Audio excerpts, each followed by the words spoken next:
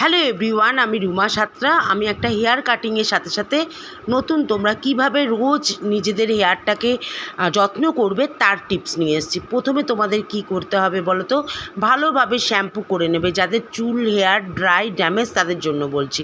তারপরে তোমরা জলটাকে ভালোভাবে চেপে বের করে নিয়ে তারপরে তোমরা কন্ডিশনার অ্যাপ্লিকেশান করবে। সেটা 3 থেকে 4 মিনিট রাখবে, ওয়েট করবে। ওয়েট করার পরে শ্যাম্পুতে যদি তোমরা 4 বালতি জল ইউজ করো, কন্ডিশনে তোমরা ডবল জল মানে 8 বালতি জল ব্যবহার করবে। ভালোভাবে জল দিয়ে হেয়ারটাকে ভালোভাবে ধুয়ে নেবে যাতে এতটুকু না কন্ডিশনার থাকে। তারপরে তোমরা চুলটাকে 80% ড্রাই করে নিয়ে একটু সিরাম লাগিয়ে নেবে, যেটা হেয়ারে তোমার ইউভি মানে তোমার হেয়ার সিরামটা হচ্ছে তোমাদের যেমন আমাদের ফেসে যেমন সানস্ক্রিন লোশন লাগাই, সেমনি হেয়ারটা হচ্ছে একটা সিরাম যা হেয়ারের ইউভি রে থেকে তোমাকে হেয়ারটাকে প্রোটেক্ট করে। এইভাবে যদি তোমরা হেয়ারের যত্ন নাও তাহলে হেয়ারটা অত ড্রাই ড্যামেজ হবে না।